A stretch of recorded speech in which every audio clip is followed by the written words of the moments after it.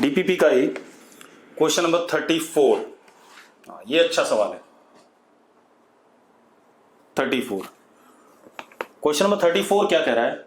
Space में potential varies as 3x plus 4y plus 5z।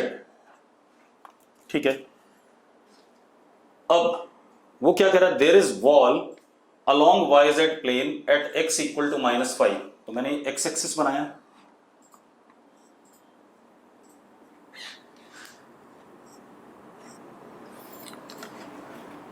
ये y axis हो गया,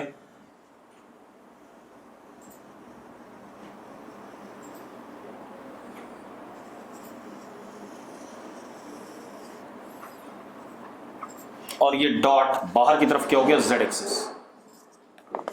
अब वो कह रहा है एक वॉल है x इक्वल टू -5 मीटर पे अलॉन्ग yz प्लेन। तो ये एक हमारे पास वॉल है, infinite wall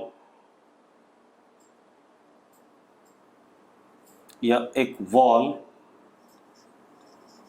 at x equal to -5 metre in which plane? yz plane. ऐसे करके दीवार है। ठीक है, अब वो क्या कह रहा है?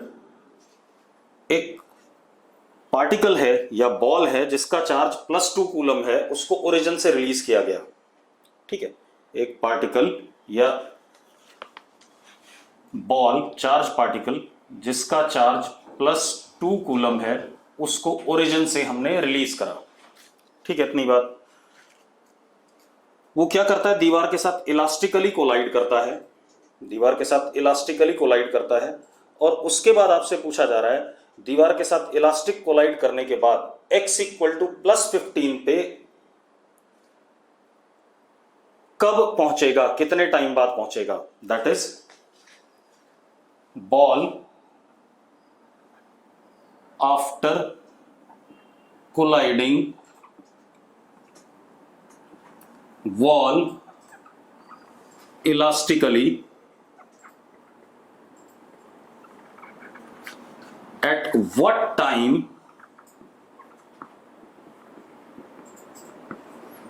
it will reach at x equal to +15 metre. ये क्वेश्चन है। ठीक है, कितने लोगों ने क्वेश्चन कर लिया है? नेवर, बिल्कुल सही बात है, कभी नहीं पहुंचेगा। देखो अब कैसे, आप सबसे पहले इलेक्ट्रिक फील्ड निकाल लो। Ex is -3, Ex is what? -dV/dx, तो -3, Ey -4, Ez -5। ये हमारे इलेक्ट्रिक फील्ड के कंपोनेंट्स हो गए, x, y और z। ठीक है, इतनी बात। अब इस चार्ज पार्टिकल पे फोर्स जो लगेगा, नेगेटिव x में लगेगा, नेगेटिव y में लगेगा और नेगेटिव z में लगेगा। ठीक है, यानी कि इसकी वेलोसिटी चार्ज पार्टिकल की x डायरेक्शन में, नेगेटिव x में भी बढ़ेगी, नेगेटिव y में भी बढ़ेगी और नेगेटिव z में भी बढ़ेगी। यस और नो? मैंने क्या कहा? Charge particle is accelerated in negative x direction, negative y direction and negative z direction. Therefore, charge particle will gain velocity in all negative x, negative y and negative z direction. Yes or no? चलो, तो आप ऐसे देखो, initially ux भी 0 है, uy भी 0 है, uz भी 0 है। ये तीनों चीजें इनिशियली 0 है। ठीक है, अब what is ax? ax is minus Q into E, force upon mass. तो Q इंटू ई कितना? -6/m। मास दे रखा है इसका, चेक कर लें। मास नहीं दे रखा, अगर दे भी दिया होता तो भी कोई फर्क नहीं पड़ता, नहीं दिया तो भी कोई फर्क नहीं पड़ता। Ay is -8/m, Az is -10/m। ये हमारे पास क्या हो गया? एक्सेलरेशन हो गया in negative x direction, negative y direction, negative z direction. चलो, मास दे भी रखा है तो भी कोई फर्क नहीं पड़ता, दे दिया तो ठीक है, वेल एंड गुड। दे दिया तो लो, ax इज -2, ay -8/3 az -10/3। चलो अब एक बात बताओ, जो x कंपोनेंट ऑफ वेलोसिटी टक्कर मारने से जस्ट पहले होगा दीवार को, Vx before collision is √2ax into what, displacement in x direction. हाँ या ना? कैसा होगा? इधर की तरफ होगा बिफोर कोलिजन, ऐसे ही y डायरेक्शन में भी होगा,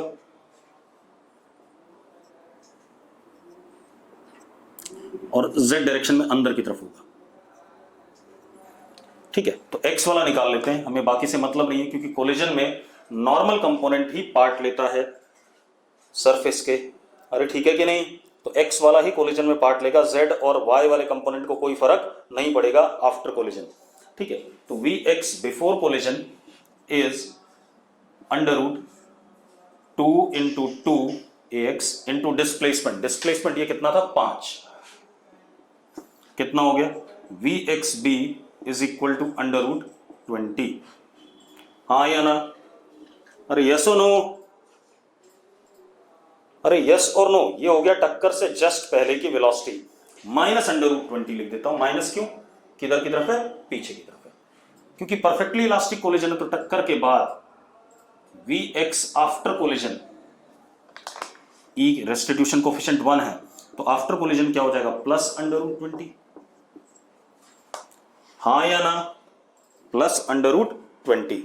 पक्का? ठीक है, अब ये प्लस √20 हो जाएगा। तो अब जरा देखो, अभी भी इसके ऊपर पीछे की तरफ एक्सेलरेशन तो लगी रहा होगा, क्योंकि पॉजिटिव चार्ज है, इलेक्ट्रिक फील्ड पीछे है, तो एक पीछे की तरफ AX लग रहा होगा कि नहीं लग रहा होगा? इतना ही। यस और नो? लग रहा होगा। तो जब अब ये आगे बढ़ेगा, तो अब जरा देखो अगेन, जब ये 5 मीटर चलेगा तो इसकी वेलोसिटी क्या हो जाएगी? 0 हो जाएगी। हो जाएगी कि नहीं? तो Vx component at x equal to 0 becomes 0। बन गया कि नहीं बन गया 0 दोबारा से? हाँ या ना? अब ये 0 बन गया तो दोबारा से फिर वापस आएगा, दीवार से टक्कर मारेगा, फिर 0 पे आएगा, मतलब पीरियोडिक मोशन करेगा in between what, x equal to 0 and x equal to -5। ये x इक्वल टू +15 पे तो कभी पहुंच ही नहीं रहा है। ठीक है, तो आंसर क्या हो गया हमारा? x इक्वल टू +15 पे कभी भी नहीं पहुंचेगा। ठीक है, गगनदीप कह रहा समझ में नहीं आया। गगनदीप एक बात बता, अगर इसकी वेलोसिटी इधर की तरफ √20 है और इसका एक्सेलरेशन -2 है, ठीक है, इतनी बात, एक काम कर, जरा इसकी वेलोसिटी निकाल दे पार्टिकल की x इक्वल टू 0 पर। कितनी आ जाएगी? 0 आ जाएगी। ठीक है, अब अगर 0 आ गई तो बात बता, क्या आगे जा पाएगा पॉजिटिव x में? जाएगा नहीं, तो फिर भैया x इक्वल टू +15 पे तो पहुंच ही नहीं रहा है, तो आंसर इज नेवर। ठीक है, अब अगला क्वेश्चन देखते हैं बेटा। अगला क्वेश्चन बेटा हमारे पास क्वेश्चन नंबर 33। हमारे पास क्या है? एक सॉलिड इंसुलेटिंग स्फीयर है रेडियस r का, उसकी charge density, volume charge density, ये नॉन कंडक्टिंग सॉलिड स्फीयर है।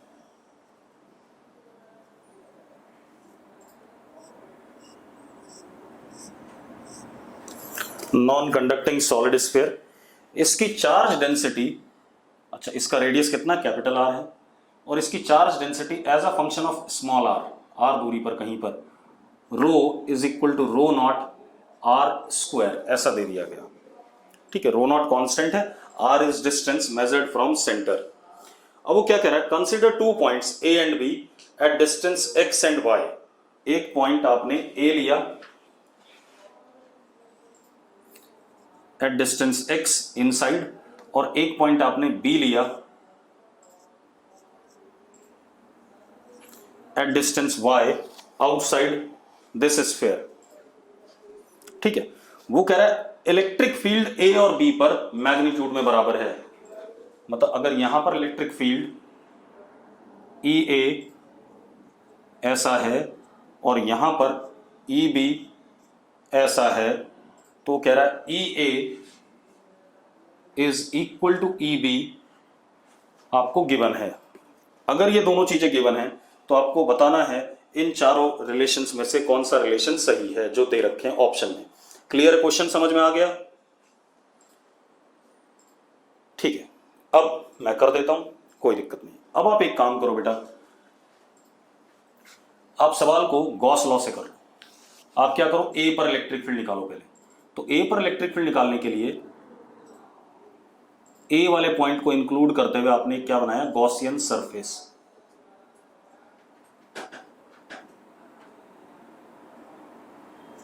ठीक है, अब क्योंकि सिमेट्री है फिगर में, तो इलेक्ट्रिक फील्ड इस गॉसियन सरफेस पे हर जगह मैग्नीट्यूड में क्या होगा, सेम होगा, और रेडियली आउटवर्ड होगा अगर मैंने डेंसिटी चार्ज वाली पॉजिटिव मान ली। हाँ या ना? ठीक, तो अब गॉस लॉ अप्लाई करते हैं। हमारे पास क्या है, E A dot D S is equal to Q enclosed. Q enclose is integration rho DV upon epsilon naught. हाँ या ना? अरे यस और नो? ठीक है, अब जरा देखो, E और यहां जो ds है इसके बीच में एंगल हर जगह क्या होगा, 0 होगा। ठीक है, तो E A integration ds is equal to rho is rho naught r square. मैंने क्या करा, स्मॉल r दूरी पर छोटा सा शेल पकड़ा,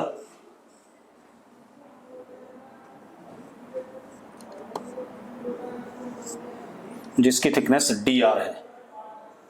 तो इस छोटे से शेल का चार्ज क्या हो गया, dq हो गया। फिर अगला dq, सारे dq को क्या करेंगे, ऐड करेंगे। तो रो ये हो गया into what, dv upon epsilon naught. ऐसा कर सकते हैं। चलो, EA और ds is what, 4 pi x square, क्योंकि एरिया कितना हो गया, 4 pi x square. Rho naught upon epsilon naught integration r square 4 pi r square dr। यही होगा कि नहीं होगा, 4 pi r square dr। Yes और नो? अरे dv वॉल्यूम ऑफ शेल। और लिमिट कहां से कहां तक लगेगी इसकी, क्योंकि हमें सारा चार्ज इस शेल के, इस गॉसियन सरफेस के अंदर वाला चाहिए। तो 0 से कहां, x, 0 से कहां x, 0 से कहां x, क्योंकि जो इस गॉसियन सरफेस के अंदर चार्ज आएगा वही चार्ज इनक्लोज होगा कि नहीं होगा। अरे ठीक है यार, हार्दिक ने लिखा है यस, बाकी सब मर गए। ठीक है, अब जरा देखो, तो क्या हो गया हमारे पास, 4 पाई से 4 पाई कट गया, E A x square is equal to rho naught upon epsilon naught are की पावर 4 इंटू डी आर। तो कितना हो गया, आर की पावर 5 अपॉन 5। तो क्या हो गया, एक्स की पावर 5 अपॉन 5।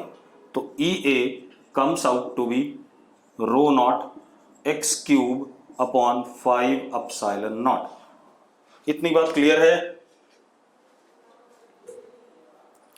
ठीक है, अब आते हैं दूसरे वाले पे। अगर मुझे यहां बताना है इस जगह पे, तो यहां पर गॉसियन सरफेस बनाओ।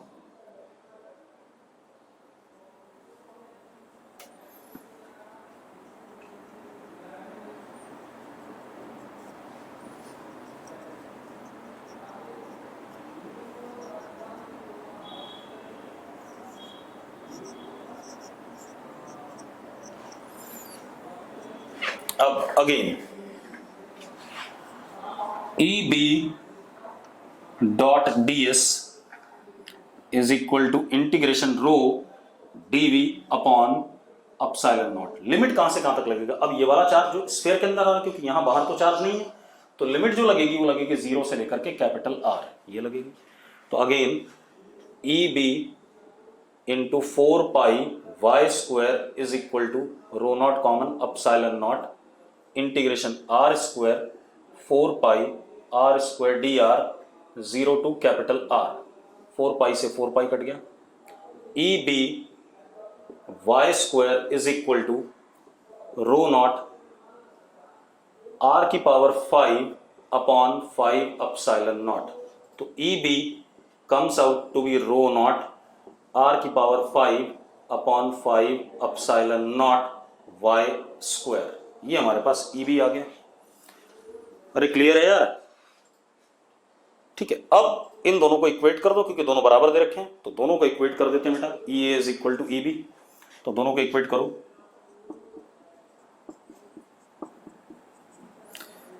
रो naught x cube upon 5 epsilon naught is equal to rho naught are की power 5 upon 5 epsilon naught y square.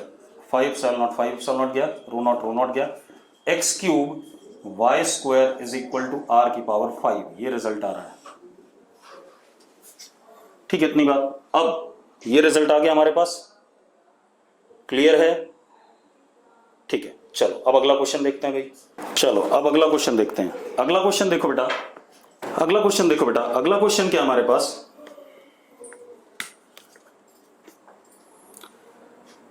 Thirty two देखते हैं बेटा। हमारे पास क्या है, दो कंसेंट्रिक शेल्स हैं रेडियस आर और 2r के।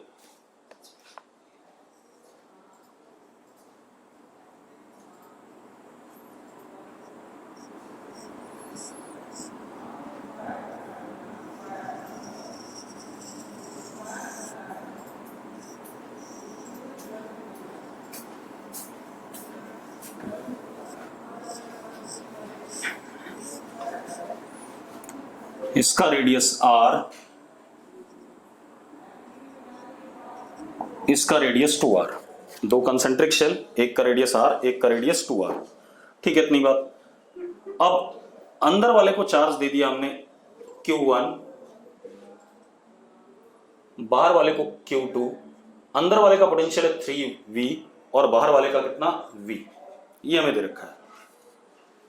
अब वो कह रहा है हमने बाहर वाले को अर्थ कर दिया, तो potential difference between shells increases, between shells decreases, potential of inner sphere will become 2V, potential of common centre will be 2.5V।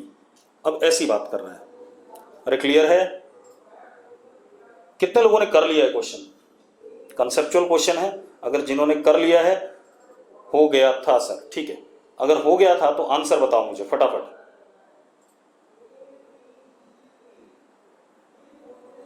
बिल्कुल सही, 2V आएगा। मैंने नोट्स में भी कराया था कि जब बाहर वाले को अर्थ करते हैं तो पोटेंशियल डिफरेंस जो पहले होता है वही पोटेंशियल डिफरेंस बाद में भी रहता है, क्योंकि पोटेंशियल डिफरेंस पे कोई फर्क नहीं पड़ता। ये बात बताई थी मैंने आपको शायद।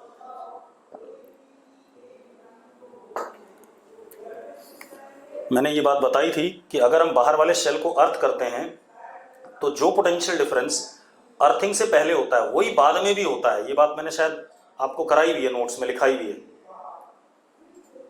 ठीक है, अब जरा देखो तो क्या कहानी बेटा, देखो एक मिनट कर देते हैं दोबारा से। सबसे पहले तो देखो V inner minus V outer इस सिचुएशन में कितना है, 2V है या नहीं? ठीक है, अब हम क्या करते हैं, अर्थ कर देते हैं आउटर वाले को। तो आउटर वाले को अगर हम अर्थ करेंगे तो देखो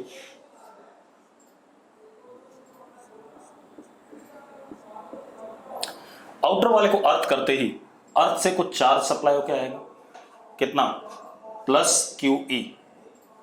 ठीक है, तो यहां हो गया प्लस QE। ठीक है, और V आउटर अब क्या हो गया 0, और ये V इनर, यही रहेगा कि नहीं रहेगा? अरे यस और नो? ठीक है, अब V आउटर पहले कैलकुलेट करते हैं और उसको 0 लिख देते हैं। तो जरा देखो कितना आ गया, V outer is equal to 0, किसकी वजह से, एक तो इसकी वजह से, तो K Q1 upon 2R plus K Q1 plus Q2 QE Q2 plus QE upon 2R is equal to 0। ये सिचुएशन है। तो जरा देखो 2R खत्म, K खत्म, तो QE is equal to minus Q1 plus Q2। QE is minus Q1 plus Q2, yes और no? ठीक है, अब अगर हम देखें फाइनली तो इस पे चार्ज तो Q1 ही रहेगा। ये कितना हो गया, माइनस Q1 माइनस Q2, तो कितना आ गया यहाँ, माइनस Q1 आ गया। कितना आ गया, माइनस Q1। फाइनल चार्ज इस पे माइनस Q1 आ गया। अरे यस और नो, हाँ या ना?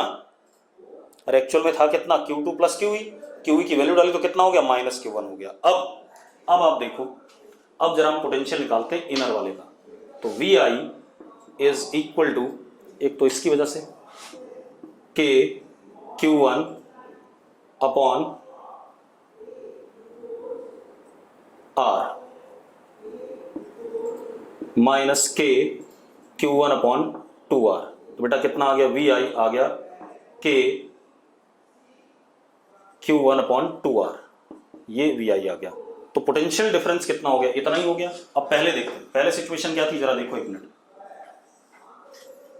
ये Q1 और ये Q2, ठीक है, इतनी बात। इसका पोटेंशियल 3V गिवन था, कितना हो गया, 3V is equal to K Q1 upon R plus K Q2 upon 2R, और V वॉज इक्वल टू, इसका V था कितना, K Q1 upon 2R plus K Q2 upon 2R। जरा दोनों का सब्ट्रैक्शन करो, सब्ट्रैक्शन करो तो कितना आता है, 2V is equal to K Q1 upon 2R। तो जरा देखो VI कितना आ गया, K Q1 अपॉन 2R आ गया, और K Q1 अपॉन 2R अगर VI आ गया तो ऑब्वियस सी बात है किसके बराबर है वो, 2V के बराबर है। अरे यस और नो? और इतना ड्रामा हमें करना भी नहीं था, हम कुछ ना करते, हम पहले ही बोल देते कि अगर हम बाहर वाले को अर्थ करते हैं तो पोटेंशियल डिफरेंस में कोई फर्क नहीं पड़ता, तो आंसर हमारा अपने आप ही क्या आ जाता, सी पार्ट आ जाता। यस और नो? अगला क्वेश्चन 31, हमारे पास 3 कंसेंट्रिक स्फेरिकल शेल्स हैं, 1 2 और ये 3, रेडियस R 2R 3R, ठीक है। इसको चार्ज दिया Q1, इसको Q2, इसको Q3। वो कह रहा है इनर वाले को अर्थ कर दो और आउटर वाले को अर्थ कर दो, ठीक है।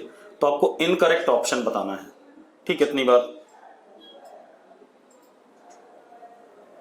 अब इनकरेक्ट ऑप्शन बताना है तो सबसे पहले हम करेक्ट वाले चूज कर लें। एक बात तो ये हो गई, इसका पोटेंशियल 0 हो गया, अगर इसको A कहते हैं, B और इसको C, तो एक तो VA इक्वल टू 0, ये बात है या नहीं है? तो VA 0 है। बेटा इंड्यूस चार्जेस आप बनाओ ना बनाओ कोई फर्क नहीं पड़ेगा, इंड्यूस चार्जेस से कुछ भी फील्ड में या पोटेंशियल में कोई फर्क कहीं नहीं आएगा, ठीक है, इतनी बात उसको भूल जाओ कि इंड्यूस चार्जेस बनाने की जरूरत है। तो VA 0, अब VA है कितना, जरा देखो, K Q1 upon R plus K Q2 upon 2R plus K Q3 upon कितना, 3R इज इक्वल टू 0। तो हमारे पास क्या आ गया, Q1 plus Q2 by 2 plus Q3 by 3 is equal to 0।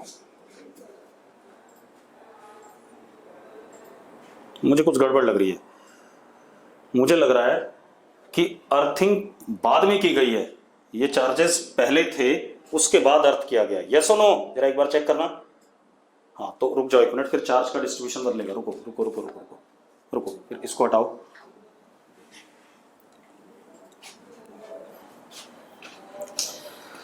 अब इसका पोटेंशियल क्योंकि 0 है तो अर्थ से चार्ज आया प्लस QE1,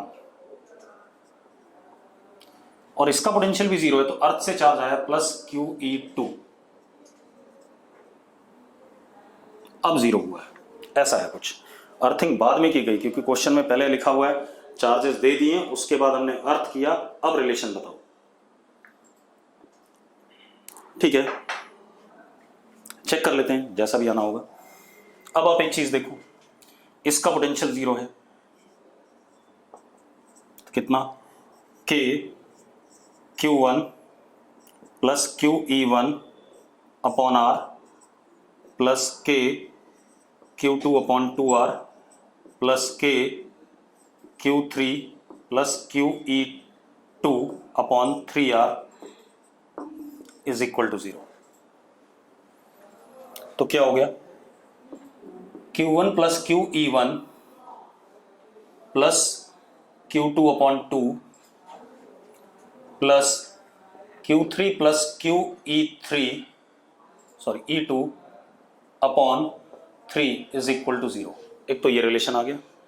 दूसरा, अब इसका पोटेंशियल भी 0 है बेटा, इसका पोटेंशियल भी 0 चेक करते हैं तो कितना हो गया, VC इज 0, तो यानी कि K Q1 plus QE upon 3R plus K Q2 upon 3R plus K Q3 plus QE2 upon 3R। तो क्या हो गया, Q1 plus Q2 plus QE1 plus Q3 plus QE2 is equal to 0। बेटा जो मैं पहले कर रहा था वही सही है फिर इसका मतलब, क्योंकि कहानी क्या है, ये सारे चार्जेस जो फाइनली Q1 Q2 Q3 थे, ये फाइनल चार्जेस थे, तो इनकी ज़रूरत नहीं है, ये हमने गलत लिख दिया, इसकी ज़रूरत नहीं है। फाइनल चार्जेस थे, जो भी अर्थ से आ चुका है जा चुका है, तो इसकी ज़रूरत नहीं है। ठीक है, इतनी बात। तो हमारे पास क्या बनता है, बना देता हूँ मैं।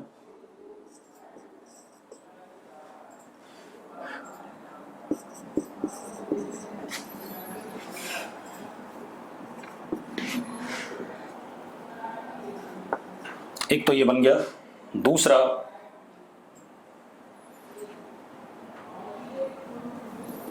ये बन गया। अब आप अपने ऑप्शन देखो, ऑप्शन नंबर 1 इज करेक्ट, पहला करेक्ट है, क्योंकि क्या है, Q1 plus Q2 is equal to Q1 plus Q3 is equal to minus Q2, तो यहां से आ रहा है, सही है। बाकी ऑप्शन चेक करते हैं। अब आप एक काम करो बेटा, आप इन दोनों को सब्ट्रैक्ट कर दो। अगर सब्ट्रैक्ट करते हैं तो जरा देखो कितना आया, Q2/2, ठीक है, प्लस Q3 माइनस Q3/3, यानी कि 1 माइनस 1/3, यानी कि 2/3 Q3 इज इक्वल टू 0। ठीक है, इतनी बात। तो हमारे पास क्या आया बेटा, Q2 अपॉन Q3 इज -4/3। तो ये इनकरेक्ट है। कौन सा वाला, फोर्थ ऑप्शन। कौन सा ऑप्शन इनकरेक्ट है, फोर्थ ऑप्शन। यस और नो? अरे फोर्थ ऑप्शन इनकरेक्ट हो रहा है कि नहीं हो रहा है? ठीक है, अब बाकी ऑप्शन भी चेक कर लेते हैं, सेकंड और थर्ड भी, क्योंकि हो सकता है मल्टीपल चॉइस हो। ठीक है, चलो अब ये आ गया। अब आप क्या करो, Q3 को यहां से, Q3 can be written as -3Q2 upon 4। कर सकते हैं आप ऐसा। आप क्या करो, Q3 की ये वाली वैल्यू यहां डाल दो, तो Q1 प्लस Q2, ठीक है, -3Q2/4 is equal to 0। LCM ले लो, Q1 plus Q2/4 is equal to 0, ये भी आ रहा है। तो अब हमारे पास क्या आ गया, Q1/Q2, अच्छा सेकंड ऑप्शन में ऑप्शन ही नहीं दिया है, Q1/Q2 इज -1/4। ठीक है, इतनी बात, -1/4। तो हमारे ऑप्शन दे नहीं रखा वहां पर, कोई भी प्रिंटिंग वहां पर दे नहीं रखी है, तो हो सकता है Q1/Q2 कितना रहा हो, -1/4, जो ऑप्शन में आपको गिवन नहीं है। ठीक है, इतनी बात। चलो अब आगे देखते हैं अगला क्वेश्चन। अब एक थियरी का टॉपिक है जो मैंने आपको नहीं पढ़ाया हुआ है, क्योंकि वो हमारे 12th क्लास के सिलेबस में नहीं आता है, उसको इमेज मेथड कहते हैं। ठीक है, इतनी बात। और कई बार सवाल आ जाता है इलेक्ट्रोस्टैट का इमेज मेथड पे, ठीक है, कंपटीशन में, या नहीं भी आता तो कई बार हमें सवाल करना आसान हो जाता है इमेज मेथड से, तो वो बता देता हूं आपको। और क्वेश्चन है इसमें 25 नंबर, जो क्वेश्चन है 25, उस क्वेश्चन को सिर्फ आप इमेज मेथड से कर पाओगे, बाकी आपके पास कोई तरीका नहीं है। ठीक है, इतनी बात। तो पहले मैं इमेज मेथड आपको बता दूं, यस और नो? अगर हमारे पास ये इनफाइनाइट कंडक्टिंग शीट है,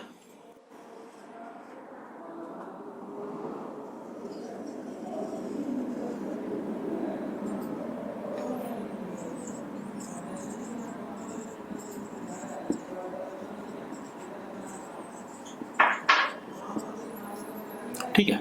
अगर मैं इसको थिक भी बनाऊं तो कोई फायदा नहीं है, क्योंकि ये वाली लेंथ इनफाइनाइट है, तो इसकी थिकनेस क्या होगी, इग्नोर्ड मानी जाएगी। मैंने बना दिया आपको समझाने के लिए, अदरवाइज थिक ना भी बनाऊं तो भी काम चलेगा और थिक बनाऊं तो भी काम चलेगा, क्योंकि ये थिकनेस नेग्लिजिबल दिखाई पड़ेगी in terms of its infinite वाली लेंथ वाला साइड। अब इसके सामने हमने एक प्लस क्यू पॉइंट चार्ज रख दिया।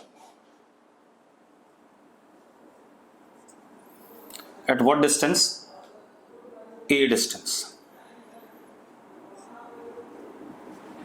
तो हमें एक बात पता है, इस प्लस क्यू से Q upon epsilon not line से निकलेंगी और कंडक्टर के इस सरफेस पे नेगेटिव इंड्यूस चार्ज होगा और इस सरफेस पे पॉजिटिव उतना ही इंड्यूस होगा।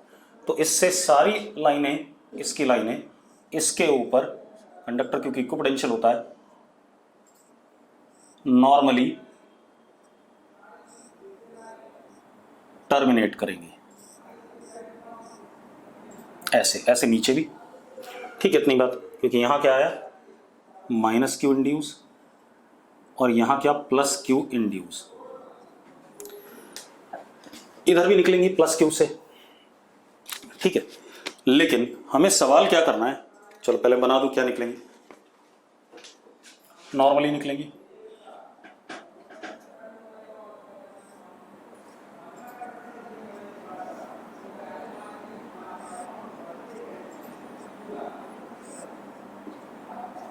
ऐसे। अब इतनी बात आपको क्लियर है, यस और नो? ऐसा करा था हमने इलेक्ट्रिक लाइंस ऑफ फोर्स में। अब मेरी बात सुन लो एक मिनट।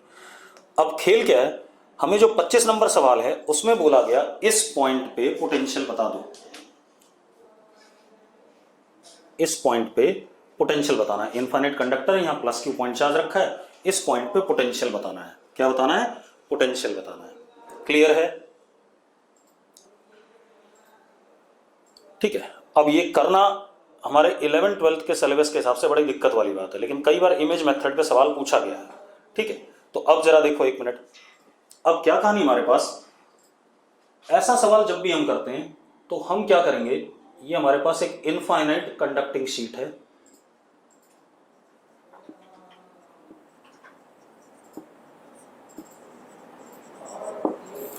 यहां पर प्लस क्यू है। इमेज मेथड क्या कहता है, देखो एक मिनट, इससे लाइंस इसके ऊपर खत्म हो रही है सारी नॉर्मली,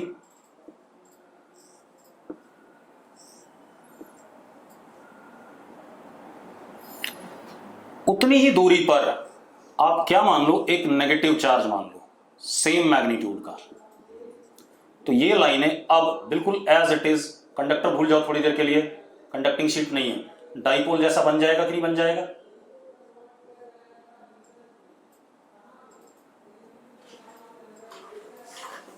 ये क्या हो गया, इस प्लस क्यू की इमेज हो गई, मतलब ये मिरर हो गया बीच में कंडक्टर, और ये मिरर हो गया, इस मिरर के लिए जितनी दूरी पर इधर ऑब्जेक्ट था उतनी दूरी पर क्या बन गई, इमेज बन गई।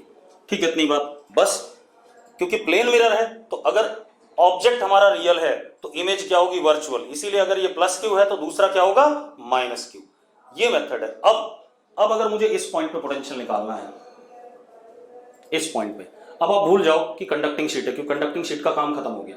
इस पॉइंट पे पोटेंशियल अगर आप निकालोगे तो V at A is K Q upon A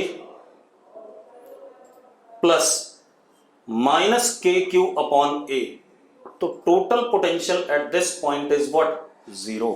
इस पॉइंट पे पोटेंशियल क्या हो गया आपका, 0 हो गया। यस और नो?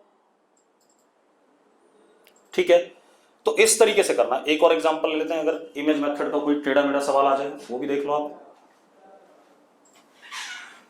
अगर मैं इलेक्ट्रिक फील्ड कहता इस पॉइंट पे, तो इस पॉइंट पे इलेक्ट्रिक फील्ड जो होती वो कितनी होती, के क्यू अपॉन ए स्क्वायर प्लस के क्यू अपॉन ए स्क्वायर। ठीक है, इतनी बात।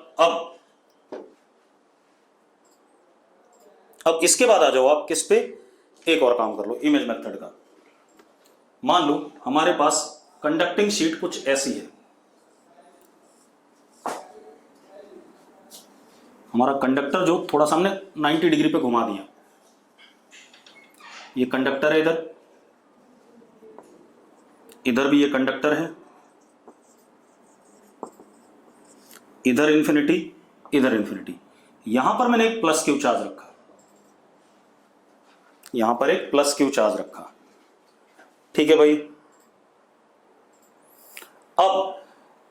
अब इस प्लस क्यू चार्ज से जो इमेजेस बनेंगी वो 3 इमेज बनेंगी। देखो एक मिनट, एक तो आपका अगर ये ए डिस्टेंस है तो इस मिरर के पीछे ए डिस्टेंस पे एक माइनस क्यू चार्ज आ जाएगा, और अगर ये बी डिस्टेंस है तो इसके नीचे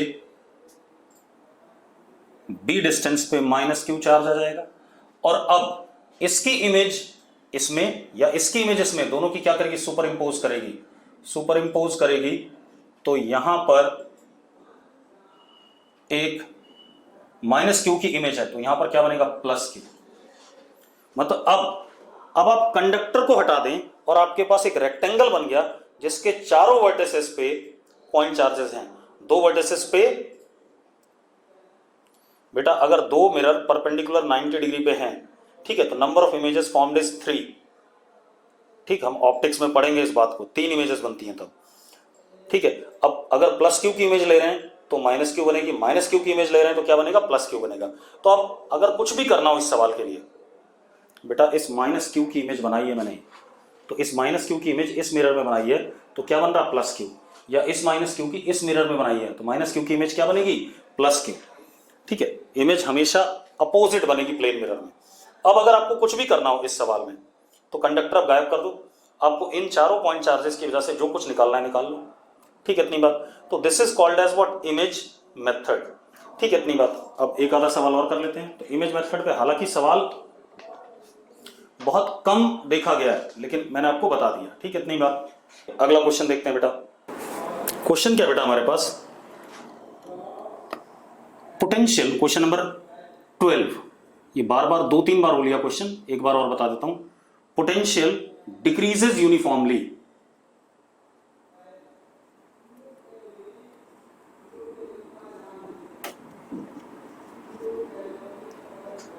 from V1 to V2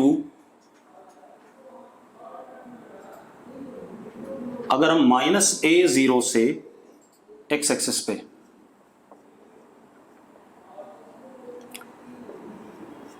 +A0 पे जा रहे हैं। ठीक है, इतनी बात। तो उसने क्या पूछा आपसे, इलेक्ट्रिक फील्ड एट ओरिजिन कितनी है।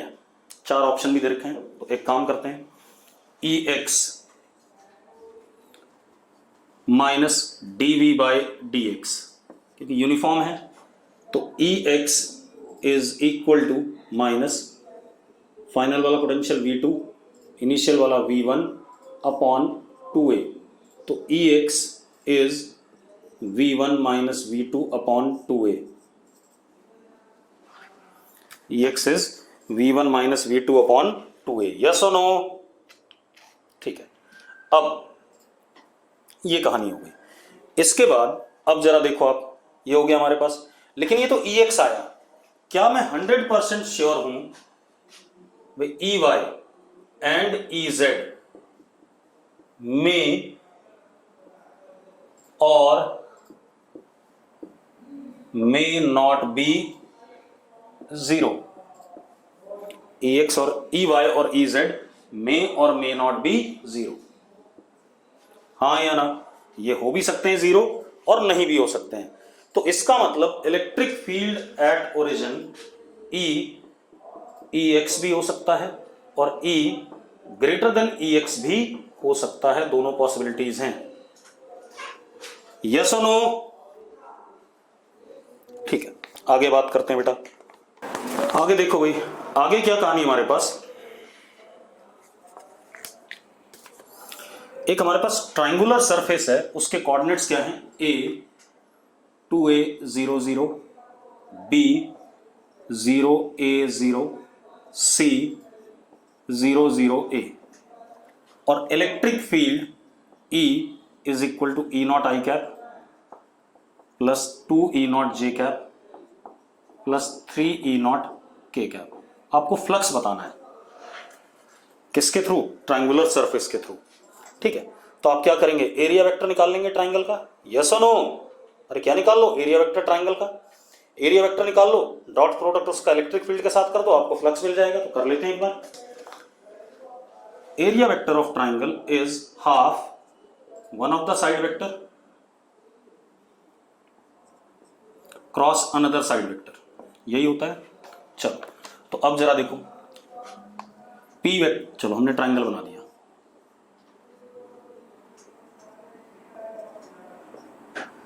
सी ए और सी बी ऐसा कर लेते हैं। तो ये पी वेक्टर हो गया और ये क्यू वेक्टर हो गया। ठीक है, तो S vector is equal to half P vector is A minus C, A minus C मतलब कितना, 2a आई कैप माइनस ए के कैप, ये पी वेक्टर हो गया, क्रॉस बी माइनस सी, तो कितना हो गया, ए जे कैप माइनस ए के कैप, ये आ गया। S vector is equal to half i cross j कितना, के, तो 2a स्क्वायर के cap i cross k minus j, तो plus 2a square j cap k cross j minus i, तो कितना, plus a square i cap और k cross के 0, ये आ गया हमारे पास। तो कितना आ गया, S vector is A square by 2 I cap plus a square j cap plus a square के कैप। अब flux is E dot S, E dot S कर दो, तो आई डॉट आई 1 होता है, तो कितना हो गया, five is equal to E naught a square by 2 plus 2 E naught a square plus 3 E naught a square, 5 2 कितना, 11 E naught a square by 2। Yes और नो? अरे सिंपल है या नहीं? वो इतना सा काम करना है आपने, क्लियर है? ठीक है, अब एक और क्वेश्चन देख लें बेटा, अगला देखो भाई, 3 इनफाइनाइट 18 नंबर, 3 इनफाइनाइट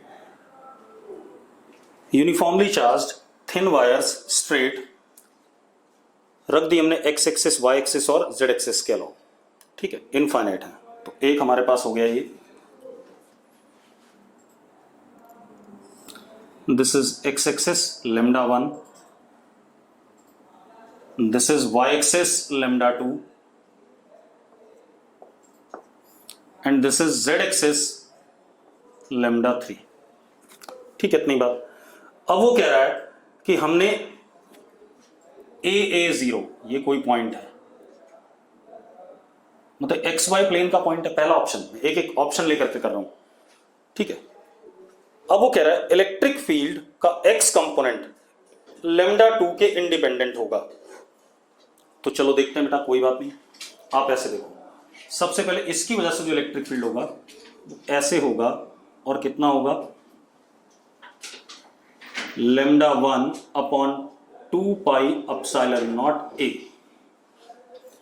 इसकी वजह से जो इलेक्ट्रिक फील्ड होगा वो होगा lambda 2 upon 2 pi epsilon naught ए, और इसकी वजह से जो होगा बिल्कुल बीच से ऐसे lambda 3 upon 2 pi epsilon naught a root 2। Yes और नो?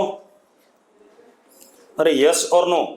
अब एक बात तो, क्या एक्स कंपोनेंट इलेक्ट्रिक फील्ड का लेमडा 2 के इंडिपेंडेंट है? बिल्कुल नहीं है। ठीक है, इतनी बात। तो पहला ऑप्शन क्या हो गया, गलत हो गया। अब जेड कंपोनेंट की बात करें, लेकिन किस पे, ऑप्शन बदल गया, अब हमारे पास जेड कंपोनेंट हमें बताना है किस पे, सेकंड ऑप्शन है। पॉइंट हमारा क्या है, ए स्पेस में कहीं पर, और वो कह रहा है इसका z component proportional to under root lambda 1 square plus lambda 2 square है। चलो अब मेरी बात सुनो,